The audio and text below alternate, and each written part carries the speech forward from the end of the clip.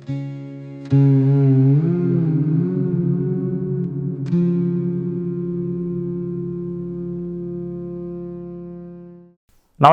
জয় নিতাই। ভজ নিতাই গো রাধেশ্যাম, জপ হরে কৃষ্ণ হরে রাম। প্রথমত, সপ্তাহে 7 দিন কেন? এই ভারতীয় সভ্যতায় বা ভারতীয় জ্যোতিষশাস্ত্রে আমরা নবগ্রহের কথা জানি। অর্থাৎ 9টি গ্রহ আমাদের মানুষের জীবনকে নিয়ন্ত্রণ করে। যারা গ্রহ মানে প্ল্যানেট ভাবছেন, অর্থাৎ ইংরেজিতে যে প্ল্যানেটের কথা বলা হয়, অর্থাৎ বুধ, শুক্র, পৃথিবী, মঙ্গল বা শনি, বৃহস্পতি, ইউরেনাস, এই প্ল্যানেট আর গ্রহ প্রকৃতপক্ষে সমার্থক নয়। সংস্কৃতে গ্রহ শব্দটি দিয়ে যা বোঝানো হয়েছে তা প্রকৃতপক্ষে এমন যে যা আমাদের জীবনকে নিয়ন্ত্রণ করে। সেই হিসেবে সূর্য কিন্তু একটি নক্ষত্র, তারপরেও নবগ্রহের অংশ, কারণ সূর্য আমাদের জীবনকে নিয়ন্ত্রণ করে। প্রাচীন ভারতে তাই যে নবগ্রহের তালিকা, সেখানে রয়েছে সূর্য, চন্দ্র, মঙ্গল, বুধ, বৃহস্পতি, শুক্র, শনি এবং রাহু ও কেতু। এই যে 9টি গ্রহ বা নবগ্রহ, এগুলি ভারতীয় জ্যোতিষশাস্ত্রে বা প্রাচীন সভ্যতায় অনেক ব্যবহৃত হতো। এখনও যারা জ্যোতিষের চর্চা করেন বা যারা আমাদের এখনও এই প্রাচীন ভারতের পন্থাগুলি অবলম্বন করেন, এখনও নবগ্রহের পূজা করেন, তারা হয়তো এই নবগ্রহ সম্পর্কে জেনে থাকবেন। বিশেষত আমরা সকালে অনেকেই এই নবগ্রহের মন্ত্র পাঠ করে থাকি, যেখানে একটি বিখ্যাত মন্ত্র রয়েছে এমন যে ব্রহ্মা মুরারিস্ত্রী পুরান্তকারী ভানু শোষী ভূমিসুত বুধশ্চ গুরুশ্চ শুক্র শনি রাহু কেতু কুর্বন্ত সর্বে মম সুপ্রভাতম। এখানে দেখুন যে ব্রহ্মা মুরারিস্ত্রী পুরান্তকারী, এখানে প্রকৃতপক্ষে ব্রহ্মা, বিষ্ণু, শিব এই 3 জনের কথা বলা হলো। আর তারপরেই ভানু, শশী, ভানু মানে সূর্য, শশী মানে চন্দ্র, ভূমিসুত অর্থাৎ ভূমিসুত মঙ্গল। প্রাচীন ভারতে বা ভারতীয় সভ্যতায় মঙ্গল গ্রহকে এই ভূমির পুত্র বলে ধরে নেওয়া হয়। আর তারপরে গুরুশ্চ বা শুক্র, গুরুশ্চ হচ্ছে দেবগুরু বৃহস্পতির কথা বলা হচ্ছে, তারপরে শুক্র, তারপরে শনি, তারপরে রাহু এবং কেতু। এই যে 9টি গ্রহ, তার মধ্যে যে 7টি অর্থাৎ ক্রমান্বয়ে ভানু অর্থাৎ রবি, তারপরে শশী অর্থাৎ চন্দ্র বা সোম, তারপরে মঙ্গল, তারপরে বুধ, বৃহস্পতি, শুক্র, শনি, এই 7টি গ্রহ মিলে একটি সপ্তাহ। রাহু এবং কেতু, এই রাহু এবং কেতু তাদের কোনো ফিজিক্যাল অবস্থান না থাকায় বা তারা কোনো ফিজিক্যাল প্ল্যানেট না হয়, এই সপ্তাহের 7 দিনে তাদের কোনো নাম নেই।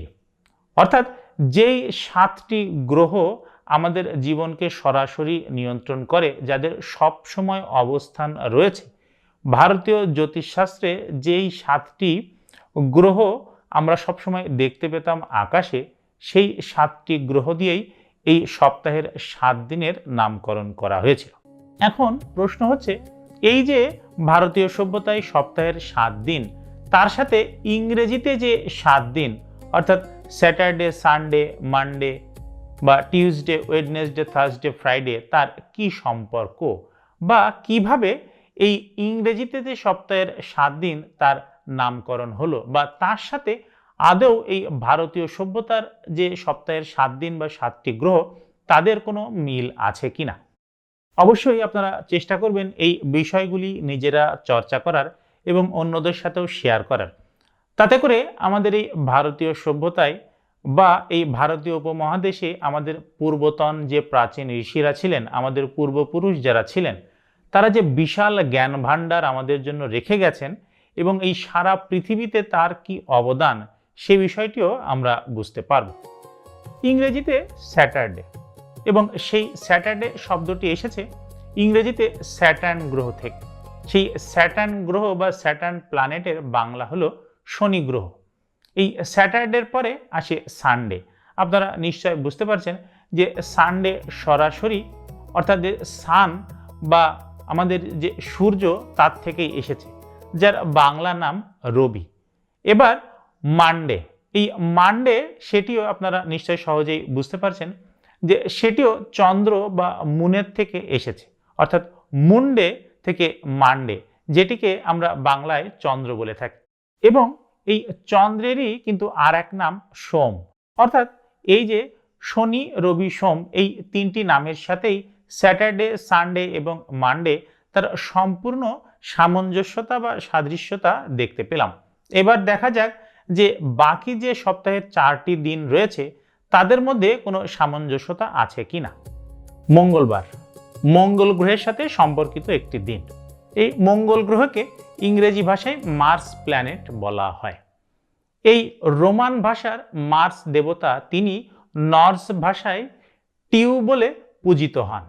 আর সে কারণে এই রোমান দেবতা যে মার্সেস ডে বা মঙ্গল গ্রহের যে দিন, সেই ব্যাপারটি নর্স কান্ট্রি অর্থাৎ স্ক্যান্ডিনেভিয়ান যে কান্ট্রিগুলো সেখানে গিয়ে টিউসডে বা টিউয়ের দিন বলে পূজিত হয়। অর্থাৎ রোমান দেবতা মার্স সে নর্স কালচারে টিউ নামে পূজিত হন এবং তার নামে উৎসর্গীকৃত দিনটি টিউসডে নামে পরিচিত। যে নর্স কালচারের যে কান্ট্রিগুলো অর্থাৎ নরওয়ে, সুইডেনের মতো স্ক্যান্ডিনেভিয়ান কান্ট্রিগুলো, সেখান থেকেই ধীরে ধীরে এই দিনটি ইউরোপের ভাষায়ও প্রবেশ করে। এর আরেকটি কারণ ভাইকিংরা অর্থাৎ নর্সরা অনেকটা সময় ধরেই ইংল্যান্ডে রাজত্ব করেছিল এবং ধারণা করা হয় তখন থেকেই এই টিউসডের মতো যে দিনগুলি তা ইংরেজি ভাষায়ও প্রবেশ করতে শুরু করে। এরপরে আসে বুধবার। এই বুধবার দিনটি বুধ গ্রহের সাথে সম্পর্কিত। ইংরেজি ভাষায় এই বুধ গ্রহকে মার্কারি প্ল্যানেট বলা হয়। এই মার্কারিও রোমান ভাষার দেবতা। একইভাবে ঠিক মঙ্গলবারের মতো এই মার্কারি বা রোমান ভাষার দেবতা তিনি নর্স কালচারে গিয়ে ওডিন বলে পূজিত হন।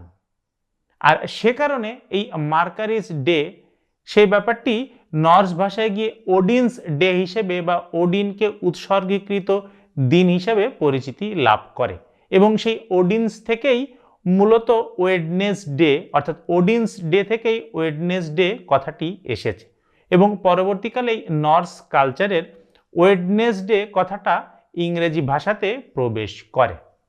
এরপরে আসে বৃহস্পতিবার। বৃহস্পতিবার দিনটি বৃহস্পতি গ্রহের সাথে সম্পর্কিত। ইংরেজিতে এই বৃহস্পতি গ্রহকে বলা হয় জুপিটার প্ল্যানেট। আপনারা ঠিকই ধরেছেন। একইভাবে রোমান ভাষায় যে জুপিটার দেবতা তিনি নর্স কালচারে থর নামে পরিচিত এবং এই জুপিটার্স ডে একইভাবে সেই নর্স কালচারে গিয়ে থর্স ডে এবং সেখান থেকে ধীরে ধীরে থার্সডেতে পরিণত হয় এবং তারপর সেই নর্স সংস্কৃতি থেকে তা ইংরেজি ভাষাতেও থার্সডে হিসেবে পরিচিতি লাভ করে।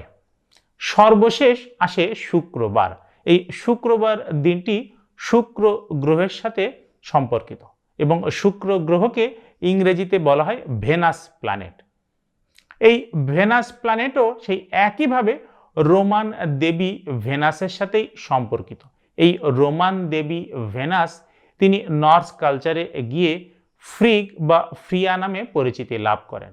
আর ফ্রিক্স ডে বা ফ্রিয়াস ডে সেখান থেকে ধীরে ধীরে ফ্রাইডে শব্দটি উৎপন্ন হয় এবং সেখান থেকে আস্তে আস্তে তা ইংরেজি ভাষায় প্রবেশ করে।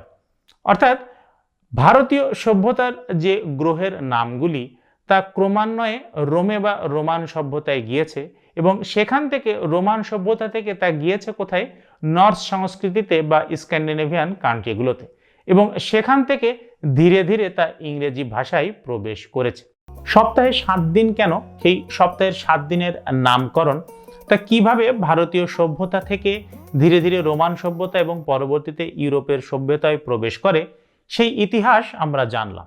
এখন প্রশ্ন হলো যে সপ্তাহের যে 7টি দিন তা শনির পরে রবি, সোম, মঙ্গল, বুধ, বৃহস্পতি, শুক্র এই পর্যায়ে কেন সাজানো হয়েছে? সূর্যের আকার সবার বড়, তারপরে বৃহস্পতি, তারপরে শনি। যদি এইভাবে যেত তাহলে অন্যরকম একটি যুক্তিতে দাঁড় করাতে হতো, কিন্তু বাস্তবে তা করানো হয়নি।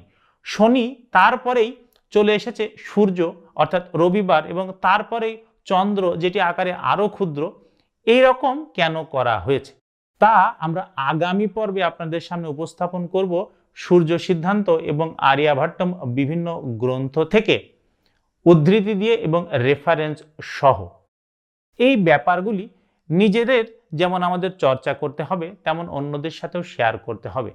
তবে আমরা বুঝতে পারবো যে প্রাচীন ঋষিরা, আমাদের পূর্বপুরুষরা এই প্রাচীন সভ্যতায় কি অপরিসীম জ্ঞান রেখে গিয়েছেন, যে এখনো সারা পৃথিবীতে মানুষ প্রত্যক্ষ বা পরোক্ষভাবে অনুসরণ করছে। আগামী পর্বে এই সপ্তাহের 7 দিন কেন এই রকম পর্যায়ে আসে সেই ব্যাপার দেখার আমন্ত্রণ রইল। ধন্যবাদ আমাদের সাথে থাকার জন্য। নমস্কার।